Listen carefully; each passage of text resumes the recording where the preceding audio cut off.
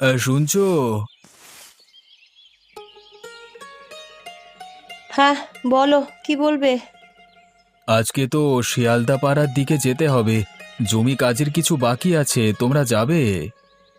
দেখো, রমার পড়াশোনাটা ভালো মতন করতে হবে। সময় কেটে যাচ্ছে, তাই আমাদের যাওয়া হবে না, তুমিই বরং যাও।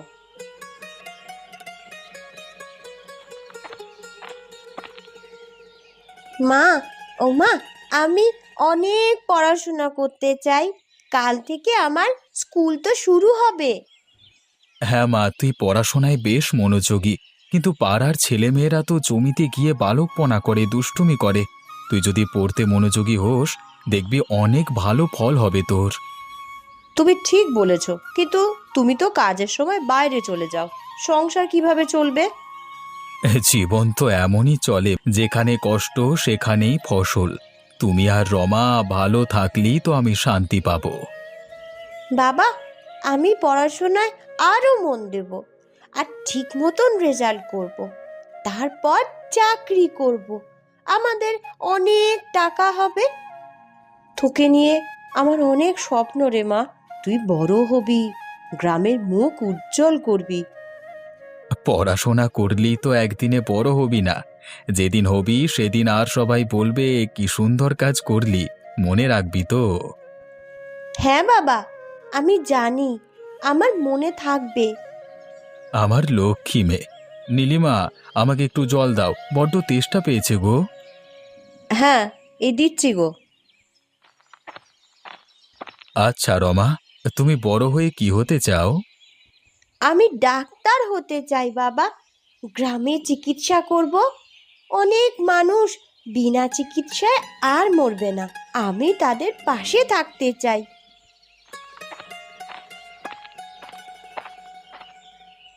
এই নাও।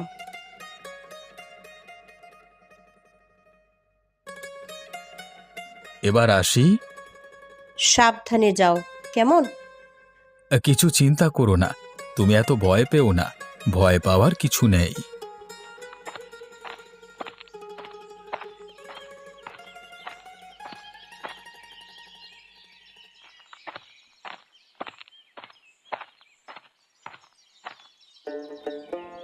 এই যে আরফান চাচা, কেমন আছো গো? কেটে যাচ্ছে যেমন তেমন করে। এবারে চাষের কি খবর? দেখো, কাজ করতে তো ভালো লাগে না, তবুও আজকাল বাঁচতে হলে তো খেতেই হবে, কাজও করতে হবে। আজকাল তো আগের মতো আর ফসল ভালো পাওয়া যায় না। খেতে যা জমি ছিল তা বিক্রি করে দিতে হয়েছে, অন্যের জমিতে কাজ করতে হচ্ছে আমাকে। হ্যাঁ, কিছুই তো আর আগের মতো নেই। এই মাটির কাছে অনেক কিছু ঋণ হয়ে গেছে, কিন্তু এই মাটি তো আমাদের বাঁচানোর একমাত্র আশা ছিল। ঠিক বলেছ চাচা, সবকিছু তো বদলে গেছে, কিন্তু কিছুই যেন ঠিকঠাক নেই। আমরা যে খুব কষ্টে আছি সবাই। আমরা আর কোনোদিন ভালো থাকবো না বলে মনে হয়।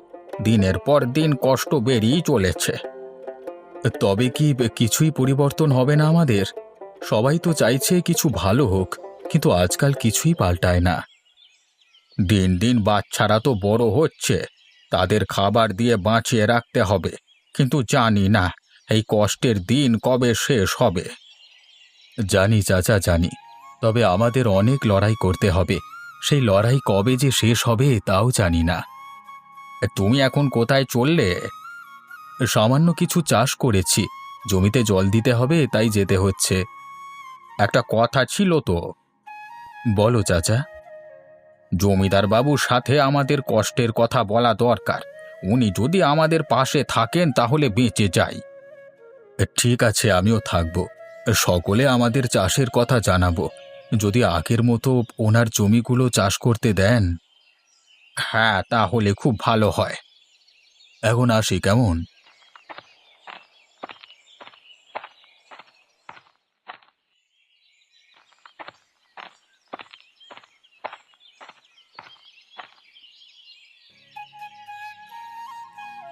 ও মা, মা, আমার পরীক্ষা শেষ হয়ে গেছে। বাহ, খুব ভালো। তা পরীক্ষা কেমন হলো রে? খুব ভালো হয়েছে, সব প্রশ্নের উত্তর লিখেছি আমি। তাহলে বাড়ি গিয়ে বরং ভাত খেয়ে নিস, তোর জন্য ভাত বাড়া আছে। মা, তুমি এগুলো মাথায় নিয়ে কোথায় যাবে? ও পাড়ায় একজনের বাড়িতে দিতে যাব। কেন? এগুলো দিলে কিছু টাকা পাবো মা। আমরা খুব গরিব, তাই না মা? তাই তোমাকে এত পরিশ্রম করতে হচ্ছে। এই ধান ক্ষেতগুলো একসময় আমাদের পরিবারকে অনেক কিছু দিয়েছে রে। এখন কিছুই নেই। একসময় তো আবাদি জমি ছিল, এখন দেখ তো কি হয়েছে। মা, আমরা তো খেতে পাচ্ছি না কিছু, খুব কষ্ট আমাদের, তাই না?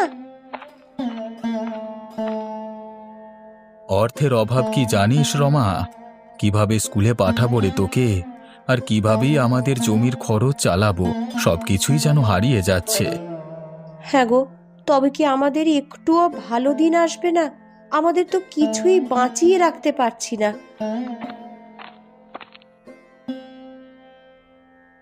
আজকাল তো জমিতে কোনো ফসল আসছে না, সেচের জলও তো আর ঠিক মতো পাওয়া যায় না। আমার জমির সেই পুরনো প্রাণ কোথায় হারিয়ে গেল। হ্যাঁ আরফান চাচা, একদিন তো মনে হচ্ছিল এই মাঠে ফসলের ঢেউ তুলে দিত। এখন কি বলবো চাচা, জলও তো আর পাওয়া যায় না, চাষের জলের খুব অভাব। কিছুই আর ঠিকঠাক হচ্ছে না। তবে কি আর আমরা কখনই কিছু ভালো পাবো না? আমরা তো নিজের হাতেই মাটি নষ্ট করে ফেলছি।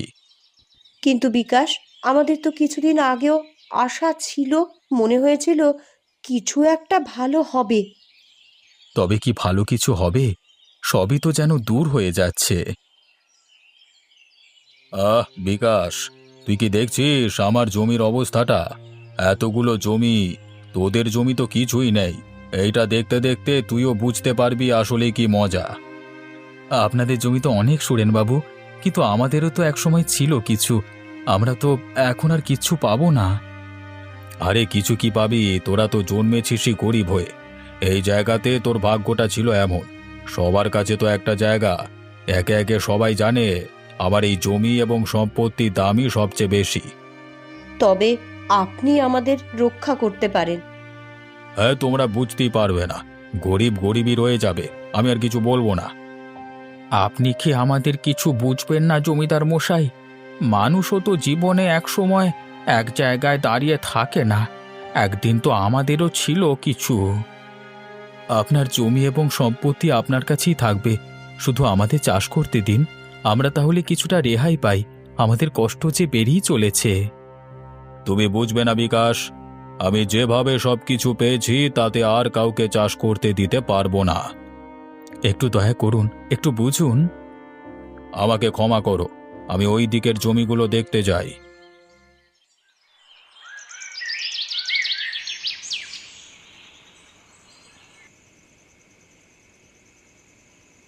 কি বলবো নীলিমা, আর কতদিন এইভাবে বাঁচবো? আমার কাছে তো কিছুই আর নেই। সেই ছোট ছোট দিনের সুখও কোথায় হারিয়ে গেছে। জমিদার বাবু কত স্বার্থপর, আমাদের অবস্থাটা একটুও বুঝলো না। ধনী লোকেরা গরিবদের পেছনে লাথি মারে এইভাবেই। তারা কেন আমাদের মতো মানুষের কথা ভাববে? বাবা, ও মা, মা, আমি কিছু বুঝতে পারছি না, কেন এত কষ্ট আমাদের? কেন আমরা সব সময় এইভাবে অভাব অনটনে থাকছি? রমা, তুই তো আমাদের ভবিষ্যৎ, কিন্তু তুই যদি জানিস একদিন তোর জন্য আমরা কিচ্ছু করতে পারিনি, তাহলে কেমন লাগবে? তুমি কি জানো নীলিমা, রমার স্কুল ফি দেওয়ার জন্য আমাদের কাছে একটা টাকাও নেই। ওর ভবিষ্যতের কথা ভাবতে গেলেও বুক চেপে ধরে থাকতে হয়। হ্যাঁ গো, তাহলে কি রমা স্কুলেও যেতে পারবে না? তাকে কি ভবিষ্যতে শিক্ষিত করতে পারবো না? এটা তো সময়ের বিষয় নীলিমা। এই সমাজে গরিবের কোনো জায়গা নেই। আমাদের সন্তানও যদি লেখাপড়া করতে না পারে, তবে আমাদের কি অবস্থা হবে, কি জবাব দেব? মা, আমি কি স্কুলে যেতে পারবো না? আমাকে তো পড়াশুনো বন্ধ করতে হবে তাহলে। আমি বেঁচে থাকতে থাকতে তোর পড়াশোনার একটুও ক্ষতি করতে দেব না। আমি তোর বাবা, এটা মনে রাখিস। যদি কিছু করার সুযোগ থাকতো, যদি আমাদের একটু কেউ সাহায্য করত। কোনো সাহায্য নেই নীলিমা। আমাদের গ্রামে যে ধনী গরিবের পার্থক্য সেটা তো সবার জানা। কেউ কি আমাদের হাত বাড়িয়ে সাহায্য করবে? করবে না। নিজেদের পথ নিজেদের তৈরি করতে হবে। এই নদীটা দেখো, একটা সময় এর জল ছিল আমাদের সব সুখ, সবার আশার আলো। কিন্তু এখন এই নদীও যেন আমাদের কষ্টের প্রতীক হয়ে দাঁড়িয়েছে। কি করবে বিকাশ, নদী তো চলে যায় তার নিজের গতিতে, কিন্তু আমাদের কষ্ট তো থামতে চায় না। আজকের পর আমাদের কি বাঁচার আর কোনো পথ আছে? আমরা বাঁচার জন্য কত কিছু করলাম, কিন্তু কিছুতেই কিছু হচ্ছে না। নদী তো চলেই যায়, কিন্তু আমাদের জীবন কেন থেকে যায়? বাবা, আমি কিছু বুঝতে পারছি না। আমাদের তো কিছু করা উচিত, তাই না? আমি যদি পড়াশোনা করি তবে তো কিছু একটা হতে পারে। তুই জানিস মা রমা, পড়াশোনার পেছনে খরচও তো করতেই হয়, আর আমাদের তো কিছুই নেই। কিছু একটা পথ বের করো তুমি। এভাবে আর হয় না, অন্তত বাচ্চাটার কথা ভেবে। কিছু না কিছু করবই রে নীলিমা। জানো, একটা সময় ছিল যখন আমি ভাবতাম এই নদী আমাদের ভাগ্য ফিরিয়ে আনতো, কিন্তু এখন মনে হয় এই নদীও আমাদের সাথে খেলা করছে। ঠিকই বলেছ বিকাশ, কেমন যেন শ্মশান হয়ে গেছে সব কিছু। এক সময় এখানে আমরা জমি চাষ করতাম, জল নিয়ে আসতাম, কিন্তু আজকাল একই ঘরে কিছুই নেই। খরচ বাড়ছে আর জীবন তো বড্ড কঠিন হয়ে যাচ্ছে। তুমিও বুঝতে পারছো আরফান চাচা, আমাদের পেছনে আর কেউ নেই। একসময় কষ্ট হলেও কিছু আশা ছিল, কিন্তু এখন তো আশা নিরাশার মাঝামাঝি যেন আটকে পড়েছি। কিন্তু বাবা, আমি তো কিছু চাই না। আমি চাই গ্রামের গরিব মানুষ সবাই দুবেলা দুমুঠো মোটা ভাত খেয়ে বেঁচে থাকুক। একদম ঠিক বলেছিস, এটা তো আমরাও চাই।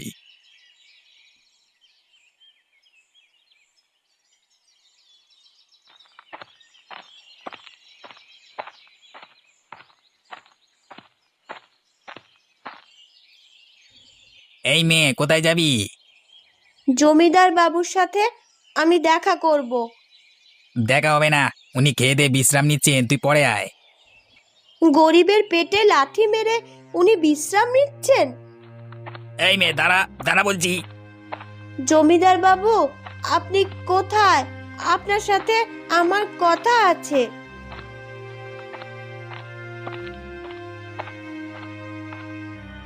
দারোয়ান, ওকে ছেড়ে দাও। তুমি কি বলতে চাও বলো।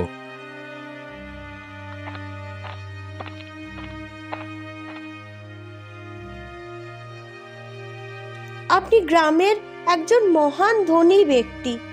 গ্রামের মানুষদের কেমন করে চলছে সেই খবর আপনার রাখার দরকার নেই, তাই না জমিদার বাবু?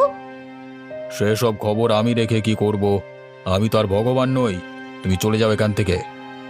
গ্রামের অধিকাংশ মানুষ আধ পেটা খেয়ে বেঁচে আছে, কেউ কেউ তো খেতেই পাচ্ছে না।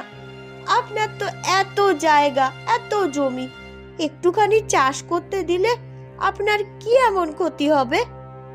এইটুকু মেয়ের মুখে বড় বড় কথা! এই দারোয়ান, ওকে মারতে মারতে গেট থেকে বের করে দাও। তা আপনি করতে পারেন, কারণ আপনি তো জমিদার। আপনার লোকবল অনেক, অনেক সম্পত্তি। কিন্তু মনে রাখবেন, আপনি আপনার বিবেকের কাছ থেকে কোনো দিনও কোনো ক্ষমা পাবেন না।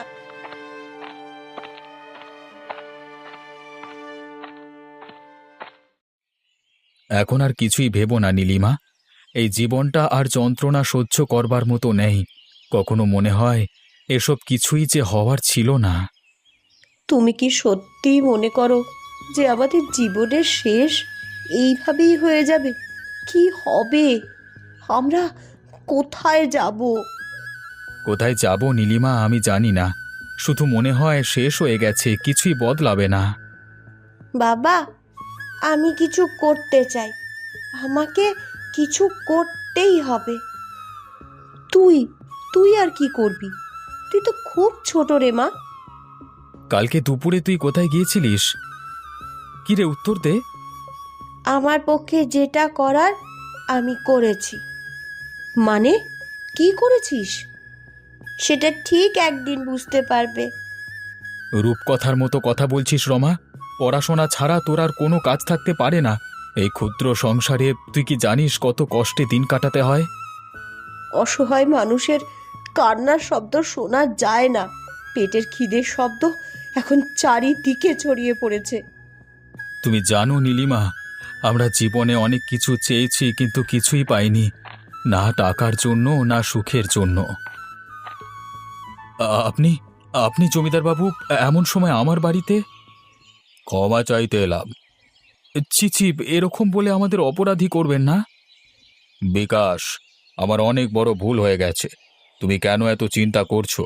জীবন তো এরকমই। আমি তো জানি তুমি একটু অসুবিধে আছো, কিন্তু আমি সাহায্য করতে পারি, তুমি চিন্তা করো না। সুরেনবাবু, আপনার সাহায্য আমাদের কাছে প্রাণ। আপনার সাহায্য আমাদের মনের ক্ষত মুছে দেবে।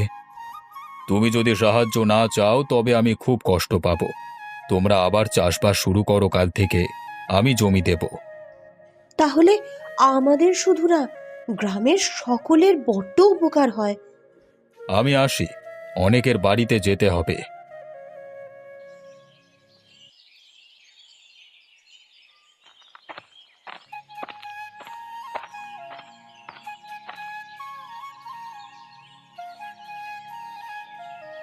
এতদিন পর একটু শান্তি ফিরে পেলাম আরফান চাচা।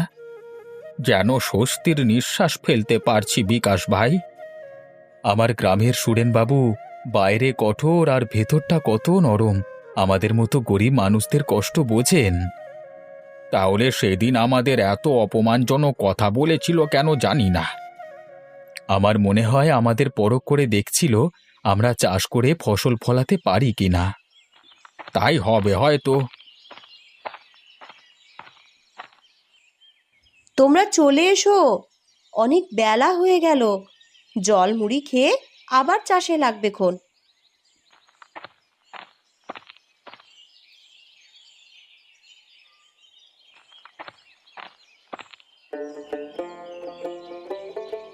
বাবা, ও বাবা, আমি ফার্স্ট হয়েছি। আরফান চাচা, দেখলে আমার রমামা ফার্স্ট হয়েছে। কার মেয়ে দেখতে হবে তো। আমি আসছি এখন। ঠিক আছে মা, সাবধানে যা।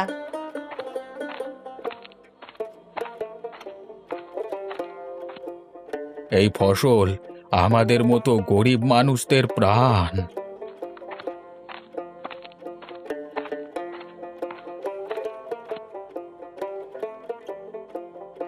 কি বিকাশ, কি করছো? আমাকে এই চিনেছিলে? আমি জানি আজকের দিনে জীবনটা অনেক কঠিন, কিন্তু তুমি জানো আমি তোমাদের সাহায্য করবার চেষ্টা করেছি। তবে আমার চোখ খুলে দিয়েছে তোমারই মেয়ে। হয়তো কিছু ভুল করেছি, কিন্তু কখনোই তোমাদের ছোট করবার উদ্দেশ্য ছিল না। সুরেনবাবু, আমরা জীবনে অনেক কিছু হারিয়েছি, তবে সবকিছু হারানোর পর এখন নতুন কিছু পাওয়ার আশায় ছিলাম, আর সেই আশা আপনি পূরণ করে দিয়েছেন। জমিদার বাবু, এই ঋণ আপনার কোনো দিনই শোধ করতে পারবো না। আপনারা কেউ জানেন না, সেদিন রমা, ওইটুকু মেয়ে, আমার জ্ঞানের চোখ খুলে দিয়েছিল। আমি কত বোকা। বলেছিল একই আকাশের তলায় একই সূর্য, একই আলো, একই অক্সিজেন নিয়ে আমরা বেঁচে আছি। কেউ গরিব, কেউ ধনী, কেউ জমিদার। মানুষ যদি মানুষের বিপদে পাশে না থাকে, তারা কি সত্যি মানুষ না অহংকারী? এটা শুনে আমি খুব কষ্ট পেয়েছিলাম।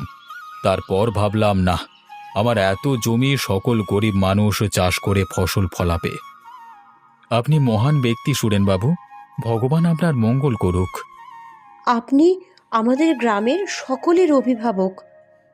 আমাদের সকলের দুঃখ কষ্ট যারা বোঝেন, বিপদে পাশে থাকেন, তারাই আমাদের অভিভাবক। আল্লাহ আপনার সহায় হোক। লড়াই করে, কষ্ট করে জীবনটা এগিয়ে নিয়ে যেতে হবে। এটাই তো জীবন। সবসময় যা চাই তা পাওয়া যায় না, কিন্তু কিছু না কিছু পাওয়া যায়। আমি বিশ্বাস করি তোমরা তোমাদের যাত্রা শুরু করবে। আপনি ঠিক বলেছেন সুরেনবাবু, জীবন চলতে থাকবে, থামবে না। জীবনে কষ্ট আসে, সংগ্রাম থাকে, কিন্তু জীবন চলতে থাকে। কখনোই হার না মানা উচিত। চেষ্টার পর চেষ্টা, প্রতিদিন নতুন কিছু পাওয়ার আশায় চলতে থাকা উচিত, কারণ নদীর মতো জীবনও কখনো থেমে থাকে না।